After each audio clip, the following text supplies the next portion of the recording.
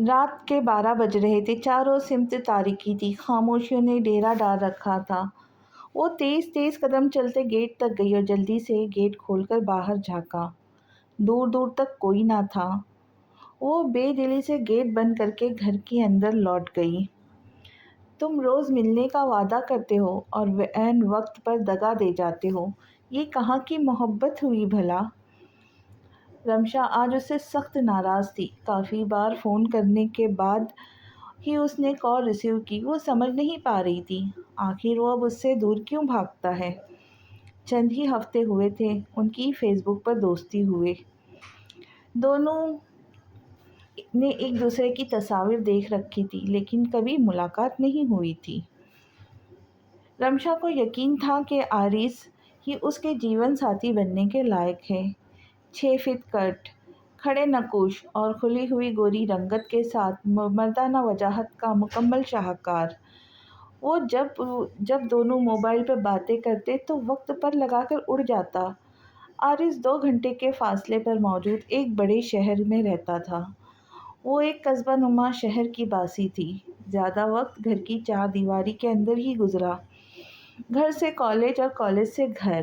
رمشا کے والد عالم تو نہیں تھے لیکن کسی عالم سے کم بھی نہیں تھے۔ ہر وقت دین کی باتیں، نماز، پردہ، باہر اکیلے جانے پر پابندیاں، یہاں تک کہ گھر پر ٹی وی بھی نہیں تھا۔ سوائے بوریت کے اس گھرانے نے اسے کچھ نہ دیا۔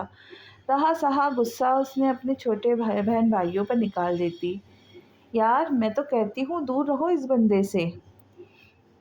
شمسا نے اسے سمجھانے کی کوشش کی۔ تمہیں کیا لگتا ہے وہ نہیں جانتا کہ اوپر والے نے اسے کیسی مکمل شخصیت دی ہے؟ یار میں اور کچھ نہیں جانتی، مجھے صرف اتنا پتہ ہے کہ میں اس سے ایک بار ملنا چاہتی ہوں بس۔ اور اگر اس نے آگے جا کے تمہیں چھوڑ دیا یا تم سے شادی نہ کی تو سہ پاؤں گی؟ میرے دل میں یہ ارمان تو نہیں رہے گا نا کہ میں نے اس رشتے کی بنیاد تو رکھی لیکن وہ عمارت ہی تعمیر نہیں کی جس میں اپنی ساری زندگی گزارنا چاہتی تھی۔ بہت وقت لگا کر اور محنت و محبت سے جو عمارت تم بناؤ گی وہ ایک لمحے میں ڈھہ گئی تو مجھے یہ افسوس نہیں ہوگا کہ میں نے کوشش نہیں کی۔ شمشا نے اسے لاکھ سمجھایا کہ وہ اپنے گھر والوں سے چھپ کر کوئی ایسی ملاقات نہ رکھے جو رات کے اندھیرے میں ہی کی جا سکتی ہو۔ وہ دن کی روشنی میں مل لیتی اگر اس کے لیے ممکن ہوتا۔ اس قدر پابندیاں تھی کہ ناممکن تھا۔ آرز ملاقات کا وعدہ کرتا، منصوبہ بناتا کہ 2 گھنٹے کا سفر کر کے آئے گا۔ وہ پورے 12 بجے گیٹ کھولیں گی تو اسے سامنے پائیں گی۔ اس کے بعد وہ اس کی گاڑی میں بیٹھ کر کچھ دیر باتیں کریں گے اور بس اتنی سی خواہش تھی اس کی جس کے لیے وہ دعائیں کر کر کے بھی تھک گئی۔ تم ملنے کی خواہش تو کر دو پھر دیکھو کیا ہوتا ہے۔ جو خواہش پوری کرنے سے دوسروں کو تکلیف پہنچنے کا اندیشہ ہو اسے ترک کر دینا چاہیے۔ مجھے لگتا ہے تمہیں یہ ملاقات نقصان پہنچا سکتی ہے۔ آج پھر شمسا اس کی کان کھا رہی تھی۔ چند دن آرز کے ساتھ اس بے قراری میں گزر گئے۔ وہ مصروفیت کا باعث نکل نہیں پا رہا تھا۔ بینک کی جاب تھی، شام کو فارغ ہوتا تھا، نکلنے کا ارادہ کرتا، تھکاوٹ اس کا ارادہ توڑ دیتی۔ وہ بھی تو ملنا چاہتا تھا، وہ بھی تو اسے چاہتا تھا، کیا یہ اس کی خواہش نہیں تھی؟ وہ گلہ کرتا۔ ایک دن وہ دونوں کالج کی کینٹین میں بیٹھی چاٹ کھا رہی تھی کہ ان کی 2 سینئر کالج فیلو اپنی پلیٹیں تھامے آ گئی۔ سب ٹیبل فل ہیں، ہم یہاں بیٹھ جائیں؟ ان کی اجازت دینے پر وہ دونوں بھی وہاں بیٹھ گئی۔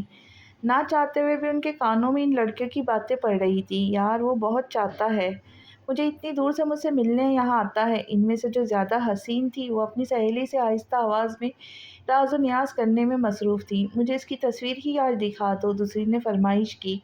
وہ دونوں پہلی والی کے موبائل پر جھک گئی۔ آرز نام پہ مجھے شک تو تھا لیکن یقین ابھی ہوا۔ یار وہ تمہیں دھوکہ دے رہا ہے، اس کے تو رشتے کی بات میری آپی کی سہیلی سے چل رہی ہے۔ وہ بینک میں جاب نہیں کرتا، اپنی کمپنی کا مالک ہے۔ پہلی والی کی تو آنکھیں پھٹی کی پھٹی رہ گئی، لیکن وہ تو میرے ساتھ خواہشوں کے میلے میں سے بہت سوچ سمجھ کر اپنے حصے کی خواہش چننی چاہیے۔ اسے پورا کرنے کی لگن میں ایسا ڈوبنا بھی نہیں چاہیے کہ اچھے برے کی تمیز بھی نہ رہے۔ وہ جملہ مکمل بھی نہ کر سکی کہ اپنی رسوائی سے بچنا مقصود تھا۔ رمشا تیزی سے اٹھی اور ان کا موبائل جھپٹ کر ہاتھ میں لیا۔ سامنے اسکرین پر وہی شخص جان لیوا مسکراہٹ لبوں پہ سجائے اسے دیکھ رہا تھا جس سے ملنے کی کوئی دعا قبول نہ ہوئی تھی۔ جس کی خاطر وہ اچھا برا صحیح غلط سب ایک طرف رکھے بس اندھا دھند ایک سمت بھاگی چلی جا رہی تھی۔ ابھی اتنا آگے بھی نہیں آئی تھی کہ لوٹ کر جانا مشکل ہوتا۔